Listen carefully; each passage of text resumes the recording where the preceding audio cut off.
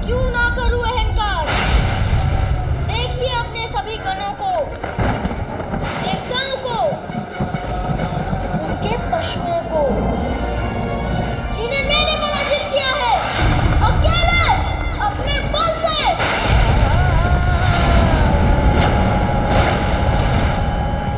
मुझे तो इस बात पर भी आश्चर्य है कि आप यहाँ आए।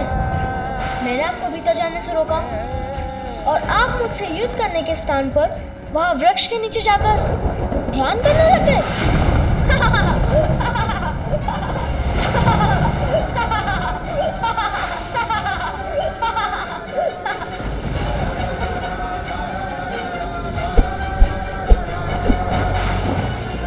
और जब आप विश्राम कर रहे थे तो आपने इन सभी को भेज दिया मुझसे युद्ध करने,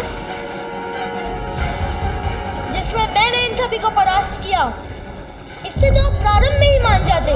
मैंने तो तभी कह दिया था कि मैं किसी भी अवस्था में आपको रेखा के आगे नहीं जाने दूंगा।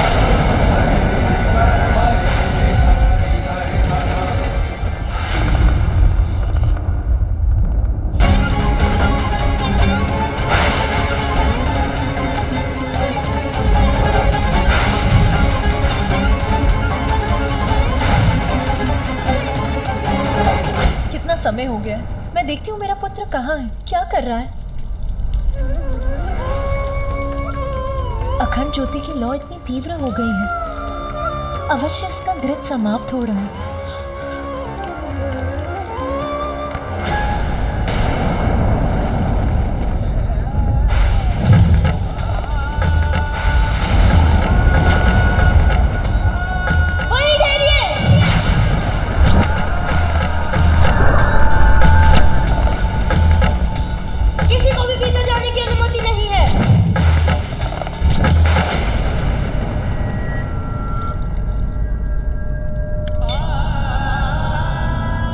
अखंड ज्योति तो शुभता का प्रतीक है, ये सदा प्रज्वलित रहे। इसके प्रति मुझे सहज रहना चाहिए। वस्त्र के स्थान पर पशु चर्म का तन ढकते हैं। रहने के लिए कोई घर नहीं। नाम पूछो तो कहते सभी नाम मेरे हैं। अब ऐसी बात करने वाले को भैरूपिया नहीं तो और क्या कहूँ, और क्या कहूँ, और क्या कहूँ। मुझे तो लगता है कि ये कोई बुद्धिहीन प्रतीत होते हैं। यदि आप नहीं रुके तो मैं आप पर प्रहार करने पर विवश हो जाऊंगा।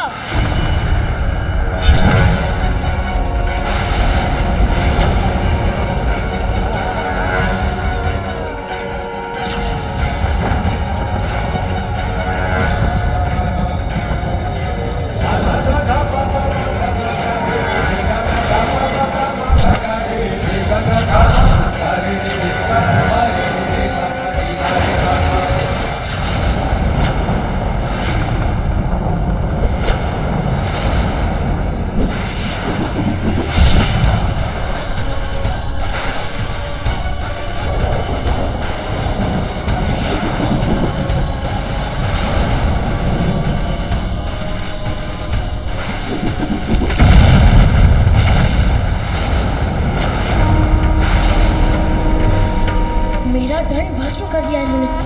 कैसे? ये तो वही भस्म है जो इनके डमरू बजाते ही इनके देह से निकला था।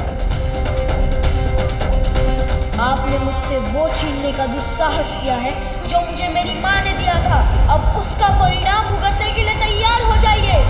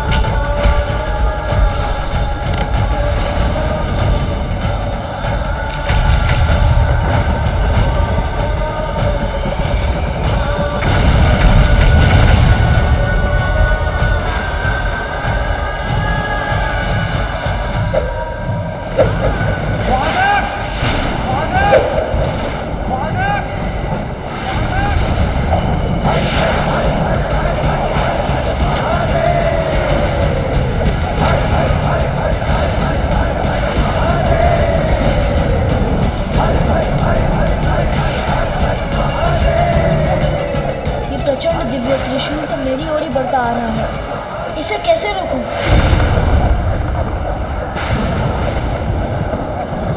मुझे बताइए माँ, मैं आपके सभी दुख मिटा दूंगा। मुझे तो एक ही दुख है, मैं जिन पर भी अपना स्नेह निछावर करती हूँ वो सभी मुझे छोड़कर चले जाते हैं। माँ, मैं आपको छोड़कर कभी कहीं नहीं जाऊंगा।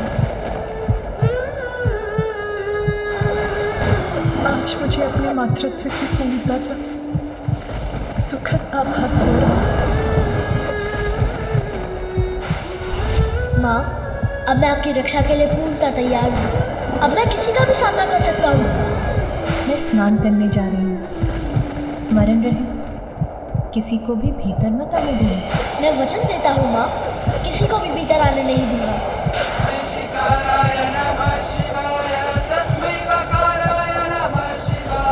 यही समझ लो, मैं सर्वत्र हूँ और कहीं भी नहीं।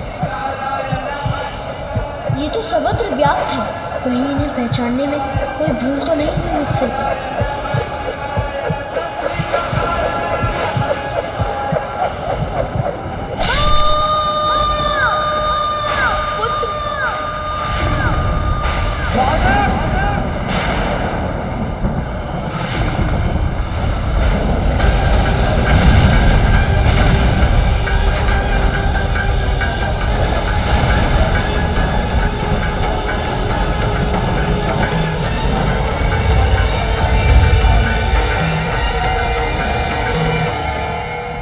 मेरे मन में किसी अज्ञात अनिश की आशंका क्यों घर करती जा रही?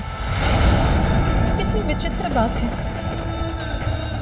ये सभी दीपक स्वतः ही बुझ गए।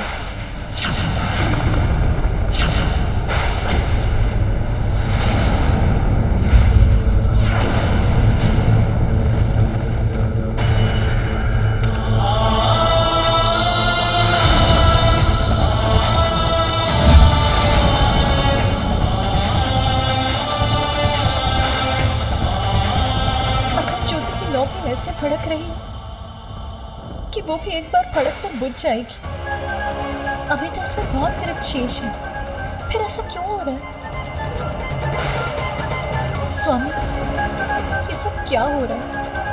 कहीं कुछ तो घटित हुआ है जो मुझे इतना व्याकुल कर रहा है। क्या हुआ पार्वती? इतनी विचलित क्यों हो रही हो? मेरा पुत्र, कहीं उसे कुछ हुआ तो नहीं? कहाँ है मेरा पुत्र? वो सुरक्षित तो है? तुम्हारा पुत्र बाहर ही होगा, जहाँ तुमने उसे द्वाररक्षण के लिए खड़े रहने के लिए कहा था। और यहाँ कैलाश में उसे क्या अहित हो सकता है? तुम निश्चिंत रहो, वो अवश्य सकुशल और सुरक्षित होगा। फिर मेरा हृदय व्यथित क्यों हो रहा है? अब इस बालक की भयंकर अंत के पश्चात महादेव का कोप शांत होकर ग्लानि का रूप ले रहा है।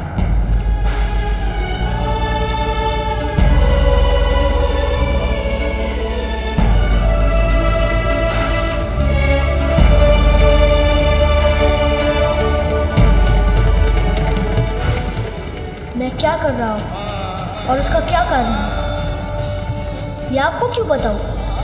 इतने समय से सभी को यही समझा रहा हूँ कि मैं अपनी माँ की ही बात सुनता हूँ और उनका आदेश कदापि नहीं टल सकता। अब तो मृत्यु भी मुझसे पराजित हो गई। अपनी माँ की शक्ति से रक्षित हूँ मैं, कोई मुझे पराजित नहीं कर सकता।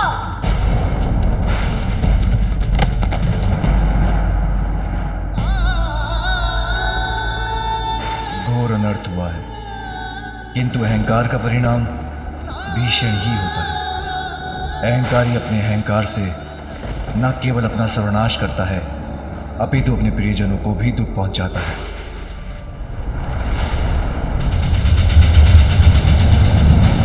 अनर्थ, घोर अनर्थ हुआ है ये। इतनी अल्पायु में इतने कोमल सुकुमार पार्वती पुत्र का इतना भयंकर अंत हुआ है। कितना अपार कष्ट हुआ होगा उसे। और अब देवी पार्वती पर क्या बीतेगी?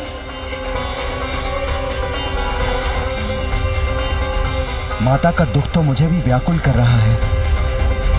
देवी पार्वती, तुम्हें होने वाली अपार पीड़ा की कल्पना मात्र से ही अत्यंत दुखी हूँ। तुम्हारे हृदय को होने वाली असीम पीड़ा की कल्पना से आहत हूँ मैं।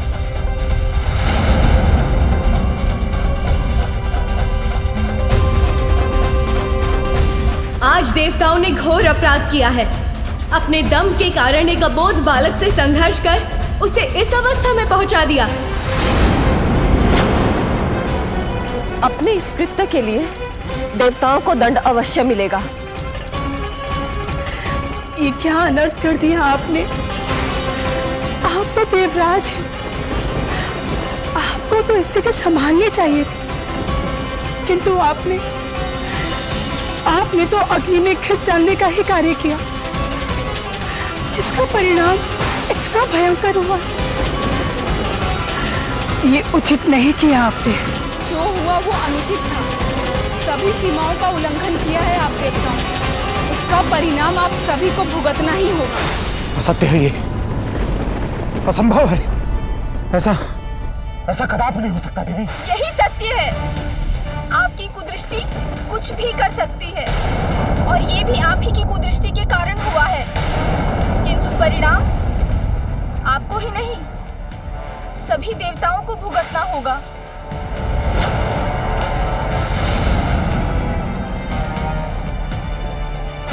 देवताओं और उनके साथ साथ समस्त संसार पर इस घटना का क्या प्रभाव होगा, ये कौन कह सकता है।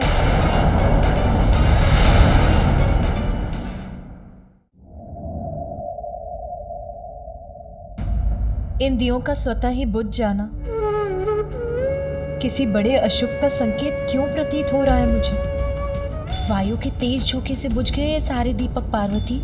और क्या, इतनी कठिनाइयां, इतने कठोर तप के बाद तुम्हें तुम्हारा पुत्र प्राप्त हुआ, तो तुम्हारा चिंतित होना स्वाभाविक है। परंतु ये चिंता व्यर्थ ही है। इस चिंता को त्याग दो। हाँ, और अभी कुछ ही समय पूर्व तो तुमने उसे द्वार रक्षा के लिए बाहर नियुक्त किया था, और यहाँ कैलाश में उसका क्या अहित हो सकता है भला। फिर तुम्हारे द्वारा दिया गया दिव्य दंड तो उसकी रक्षा कर ही रहा है ना, इसलिए अपनी चिंता त्याग दो। और इन सारे बुझे हुए दियों को हम पुनः ही प्रज्वलित कर लेंगी, है ना? और इसी बीच तुम स्वयं अपने पुत्र को देखाओ, तब तुम्हारी चिंता स्वतः दूर हो जाएगी। उचित है? चलो विजय।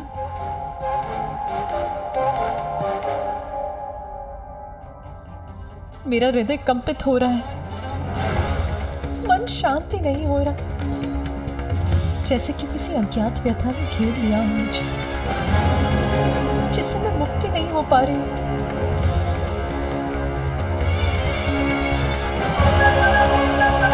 जया विजया उचित कह रही है। मुझे स्वयं जाकर अपने पुत्र को देख लेना चाहिए, तभी आश्वस्त हो सकूंगी मैं।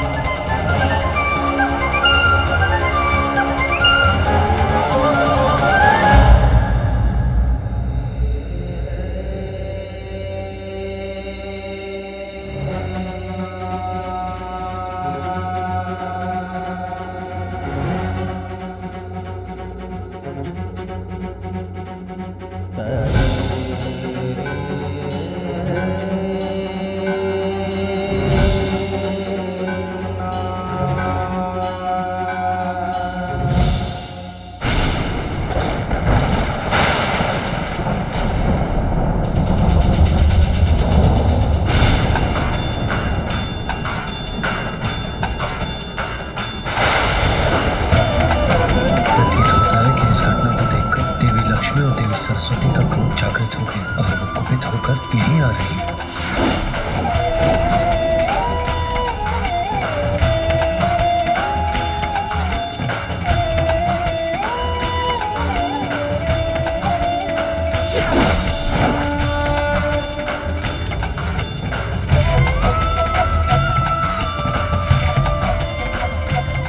सभी देवियां यहाँ आ गई और सबके मुख पर इतना अपार क्रोध झलक रहा है।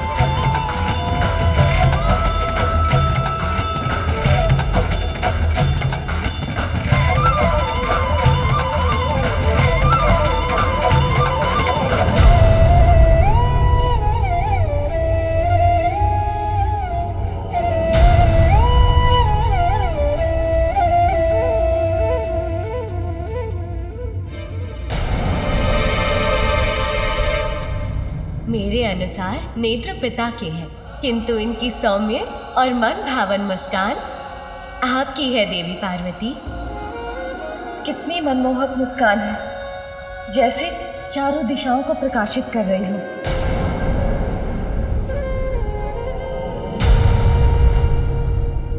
अब मन शांत हो गया आप सभी देवताओं का?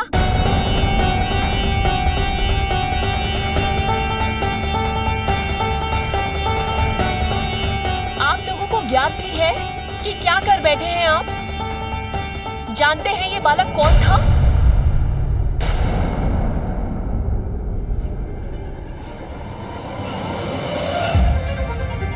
ये देवी पार्वती का पुत्र था।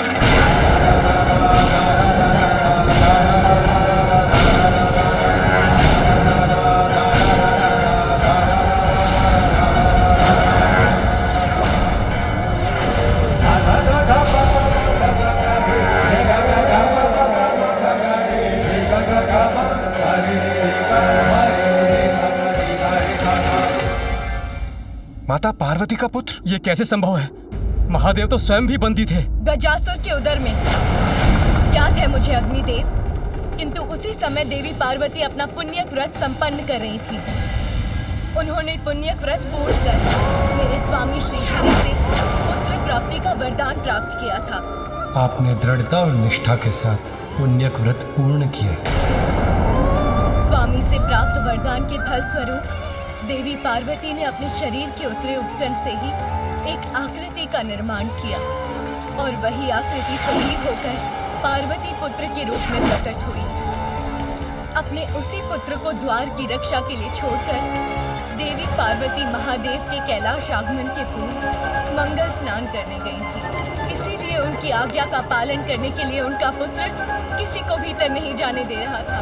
ठहर जाइए, किसी को भी भीतर जाने की अनुमति नहीं है।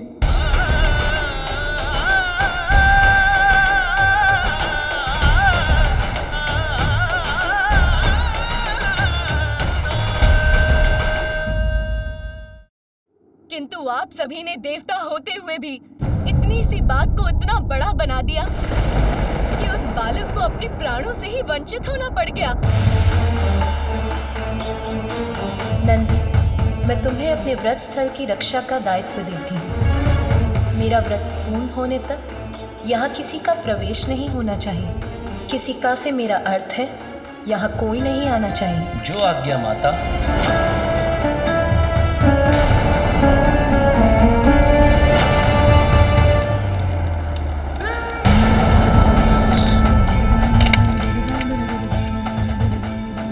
देवी पार्वती के पुत्र का अंत हुआ। बहुत ही बड़ा अनर्थ हो गया हम सबसे। जो हुआ वो अनर्थ था, किंतु जो अब होने जा रहा है उसका आप सब अनुमान भी नहीं लगा सकते। आप सबके द्वारा उसे उत्तेजित कर उसकी उद्दंडता को बढ़ावा देना देवी पार्वती के प्रिय पुत्र के वध का कारण बना।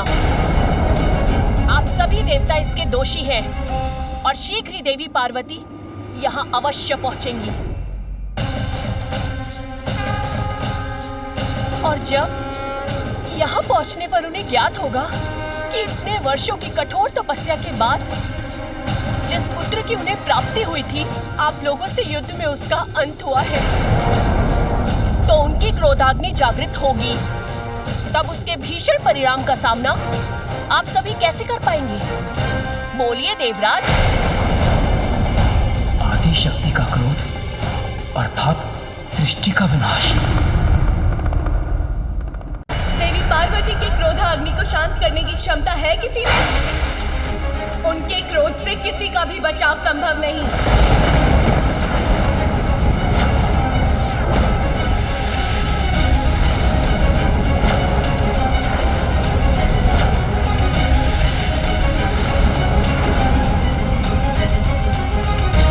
मैं उचित कह रही हूँ ना यमराज?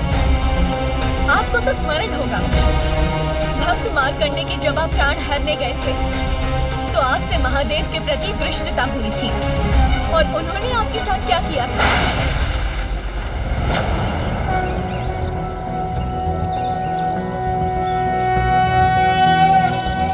चंद्रशेखर चंद्र चंद्रशेखर चंद्रशेखर पाहि मां चंद्रशेखर चंद्रशेखर चंद्रशेखर रक्ष मां रत्नसानुशरासनं रजताद्रिशिंग निकेतनं शिञ्जनिकृतपन्नगेश्वर मच्युतानन सायकं क्षिप्रदग्ध पुरत्रयं त्रिदिवालयैरभिवन्दितम्।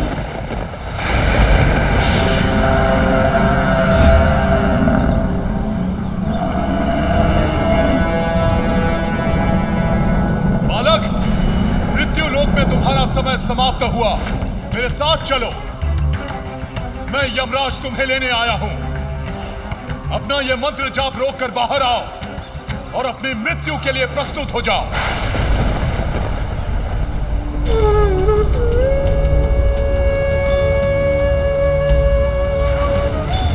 मैं अभी मृत्युलोक त्याग कर यमलोक नहीं जा सकता, क्योंकि मेरे वृद्ध माता पिता को अभी मेरी आवश्यकता है और मैं महादेव का भक्त हूँ, इसलिए आप मुझे नहीं ले जा सकते।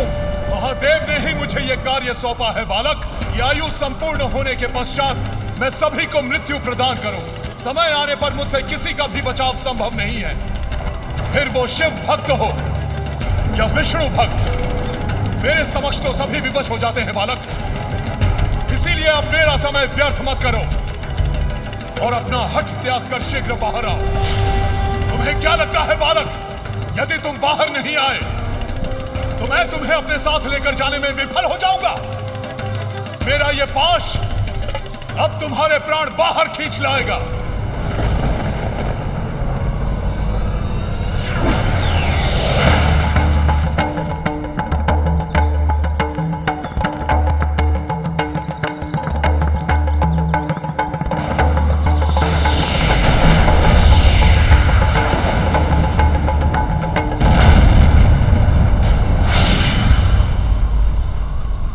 कैसे संभव है? मेरा पाश अग्नि से कैसे प्रज्वलित हो गया? अवश्य ही ये इस मायावी बालक की कोई माया है, किंतु मैं इसे इसका दंड अवश्य दूंगा।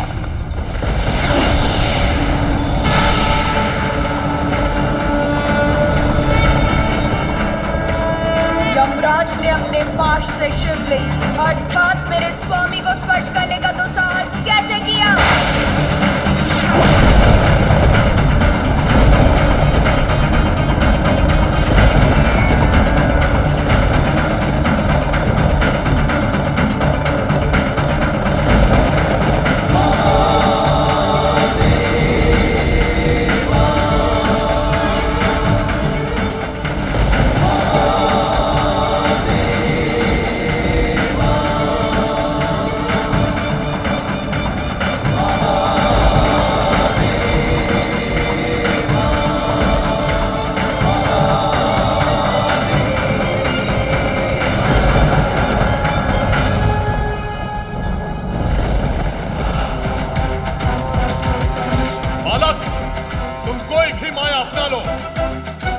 लेकर ही जाऊंगा।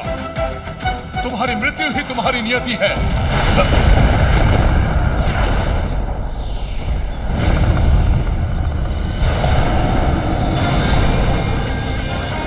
स्वयं अर्धनारीश्वर यहाँ इस बालक की रक्षा के लिए?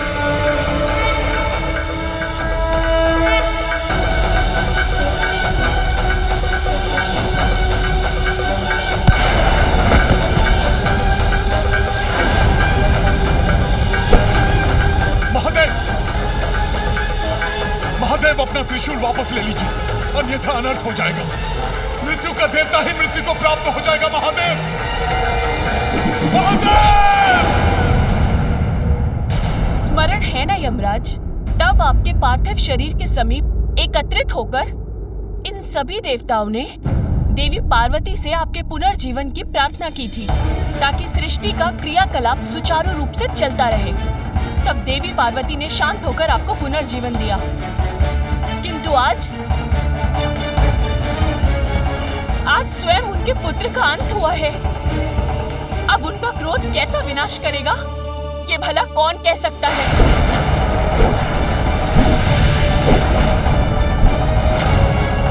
कोई भी स्त्री अपने पति और संतान को हानि पहुंचाने वाले को कभी भी क्षमा नहीं कर सकती।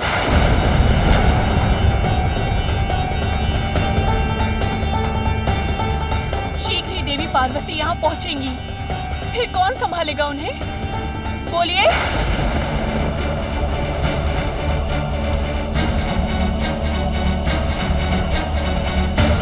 हे भोलेनाथ, हमें ज्ञात नहीं था कि यह बालक कौन था। देवराज, आपको ज्ञात नहीं था कि ये देवी पार्वती का पुत्र था, किंतु मुझे तो ज्ञात था ये कौन है।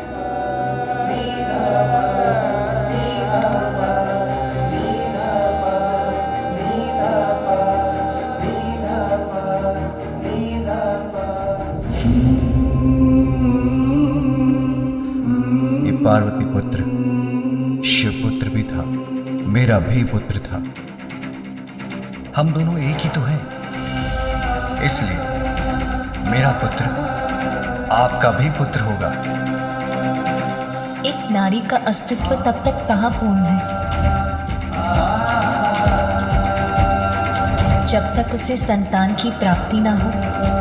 मुझे एक संतान का अनमोल उपहार देने की कृपा कीजिए स्वामी। ऐसा दुर्भाग्य है ये मेरा, मुझसे मेरे मातृत्व का अधिकार छीन लिया इन देवताओं ने।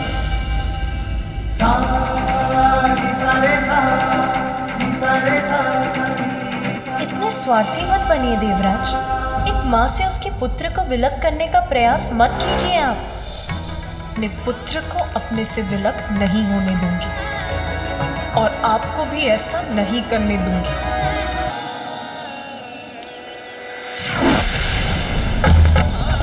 ये व्रत आपको अकेले ही करना होगा। इतने लंबे समय तक मेरे साथ से वंचित रहने का कष्ट उठा सकेंगी आप? यदि पुण्यक व्रत के लिए ये आवश्यक है तो ये भी सहूंगी मैं।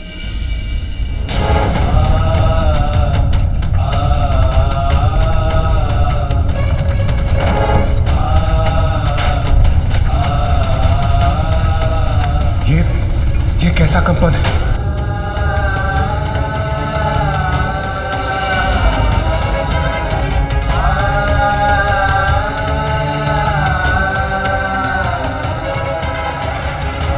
स्थिरता के प्रतीक है महादेव। संपूर्ण जगत उनके उदर में स्थित, और आज जब वो स्वयं अस्थिर हो रहे हैं तो बाहरी संसार में कंपन उत्पन्न होना स्वाभाविक। और यह स्थिरता मात्र कैलाश तक ही सीमित नहीं रहेगी। यदि इसका कोई समाधान नहीं निकला तो यह स्थिरता संपूर्ण ब्रह्मांड को प्रभावित करेगी। हम देवताओं को यहाँ नहीं ठहरना चाहिए। हमारा यहाँ रहना उचित नहीं। रुक जाइए। देवी पार्वती से भागकर कहाँ छिपेंगे आप? ऐसा कौन सा स्थान है इस संसार में जहाँ तक भी आपकी दृष्टि जा सकती है और ये संपूर्ण सृष्टि जिनमें समाहित है? उन देवी पार्वती से इस सृष्टि के किसी भी कोने में छिपा नहीं जा सकता। आदि शक्ति होते हुए भी देवी पार्वती अपनी शक्तियों को भुलाकर एक साधारण गृहिणी के समान अपना जीवन बिता रही है। किंतु जब उन्हें ज्ञात होगा कि उनके पुत्र का वध हो चुका है तो उन्हें अपनी शक्तियों का स्मरण करने में अधिक समय नहीं लगेगा और तब उनका प्रचंड क्रोध जागृत होगा। उनके क्रोध का सामना करने का साहस तो रखिए देवगण, क्योंकि इस अनर्थ के घटने में दोष आप सभी देवताओं का है।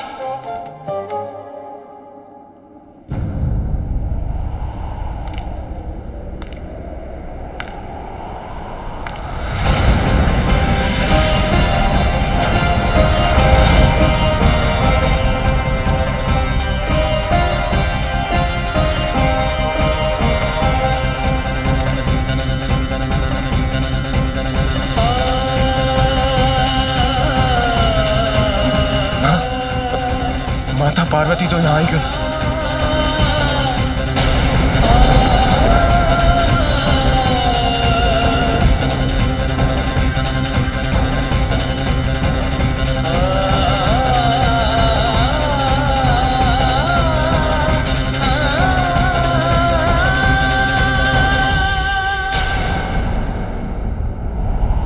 मेरा पुत्र कहीं दिखाई नहीं दे रहा है। कहाँ छिपा है वो?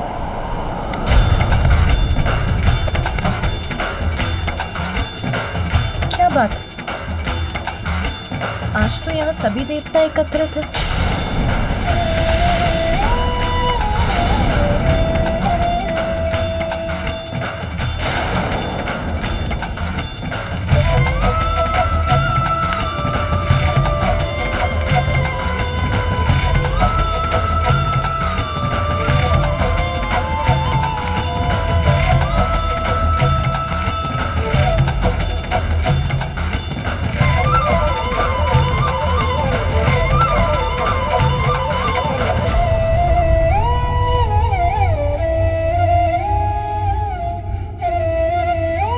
ब्रह्मदेव और नारायण भी यही है।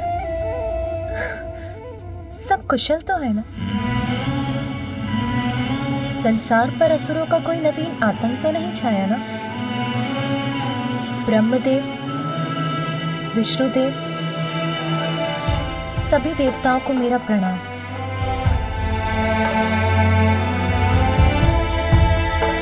संकट आए भी तो भयभीत होने की क्या आवश्यकता है? आप सभी मिलकर किसी भी संकट के निवारण का उपाय सोच ही लेंगे।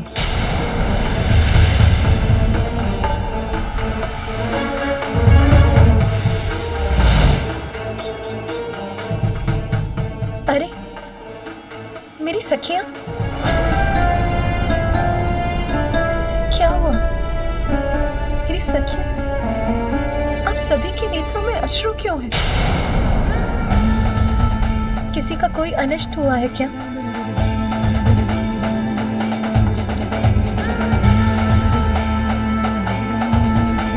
आप सब यहाँ, सबके मुख पर दुख का भाव, इसका कारण क्या है? ये मुझे कोई नहीं बता रहा। अवश्य कोई बड़ी घटना घटी है। मेरा हृदय व्याकुल हो रहा है। कोई शीघ्र बताइए मुझे क्या हुआ है। आपको कैसे बताएं देवी पार्वती? जो हुआ है उसे जानकर आपको कितनी अपार पीड़ा होगी। अपनों ने ही आपके हृदय पर ऐसा आघात किया है।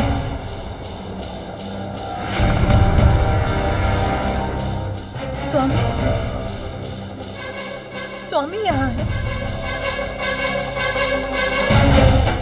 उन्हें तो लौटकर सीधे मेरे पास आना चाहिए था। वो यहाँ अकेले क्यों बैठे हैं?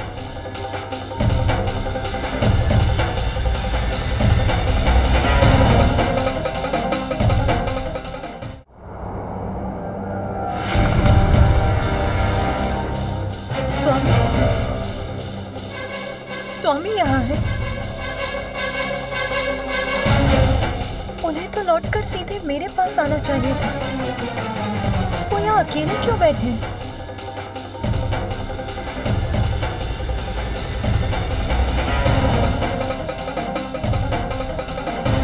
और मेरा पुत्र, पुत्र कहाँ है? पुत्र, वो दिखाई क्यों नहीं दे रहा? स्वामी, आप ही कुछ बताइए।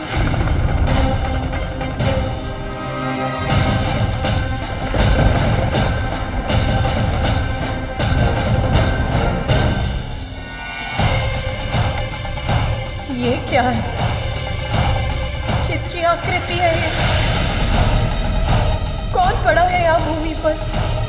अब सत्य उजागर होकर ही रहेगा, उसे और नहीं छिपाया जा सकता।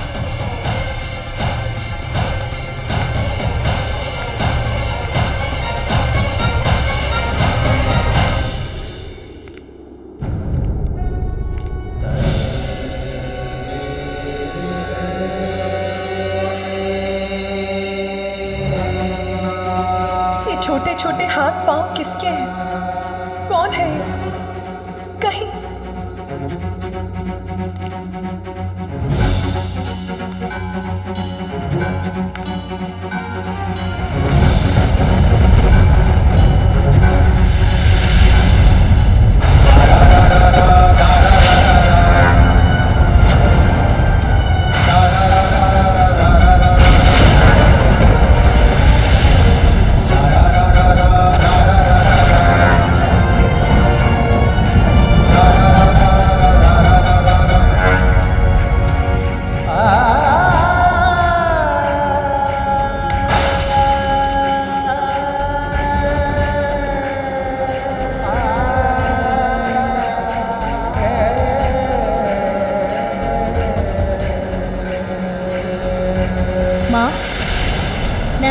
सेवा करने, आपको सुख देने आया हूँ। मुझे बताइए माँ, अपनी चिंता का कारण।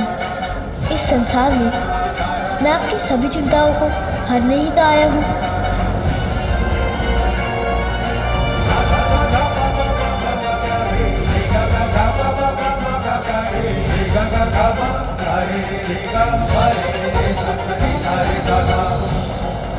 माँ, मैं आपको छोड़कर कभी कहीं नहीं जाऊंगा, सदा आपके साथ ही रहूंगा। मैं ये वचन देता हूँ।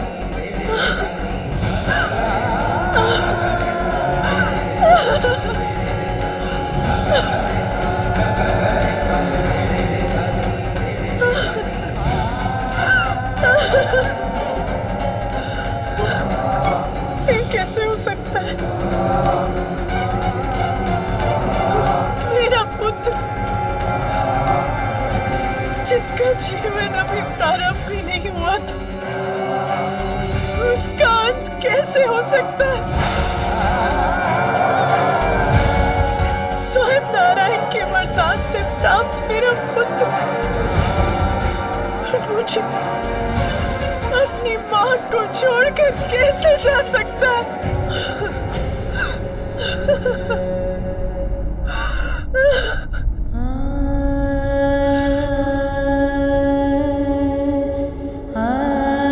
किसने किया ये क्रूरतापूर्ण दुस्साहस?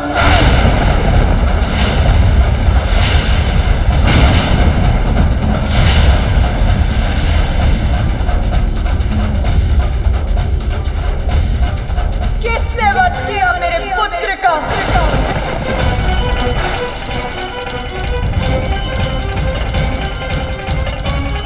मैंने पूछा किसने?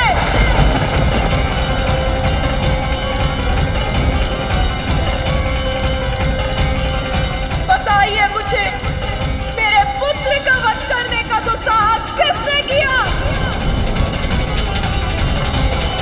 आप लोग उत्तर क्यों नहीं देते?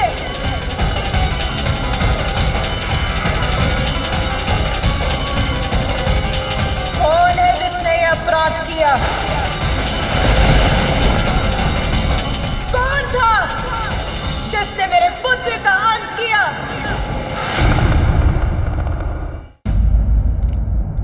स्वामी, आप ही बताइए, किसने किया ये जघन्य अपराध?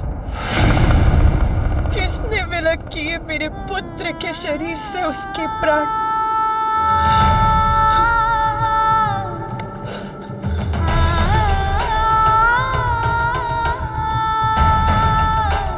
पुण्य व्रत की सफलता के फल स्वरूप ये पुत्र प्राप्त हुआ था मुझे। फिर मैंने आपके आने का समाचार सुना तो मैं स्नान करने चली गई। अन्य सभी गण तब आपके साथ थे, इसीलिए मैंने द्वार रक्षा के लिए हाथ छोड़ दिया। किंतु स्वामी, इतने ही समय में ऐसा घोर अनर्थ कैसे हो गया? बताइए स्वामी, कैसे हो गया ये घोर अनर्थ?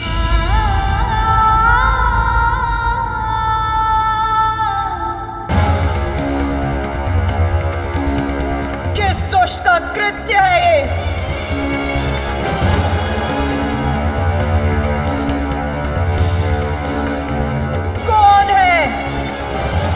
जो काल एक अनंत अंधकार में विलीन होना चाहता है?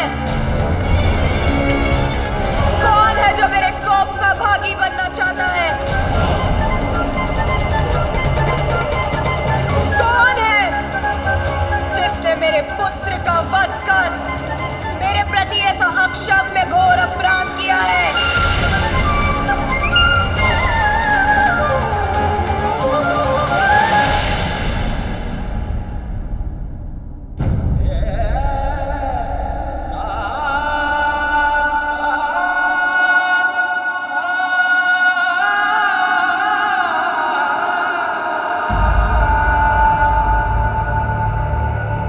तुम्हारा अपराधी मैं हूं पार्वती।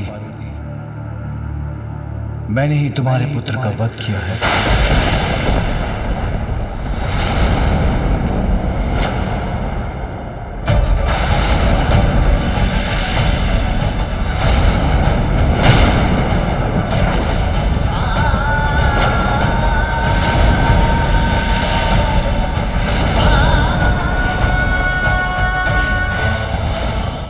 विघ्नहर्ता श्री गणेश के अद्भुत शक्तियों से भरे वीडियोस देखने के लिए चैनल को सब्सक्राइब करना न भूलें और साथ ही बेल आइकॉन भी दबाएं।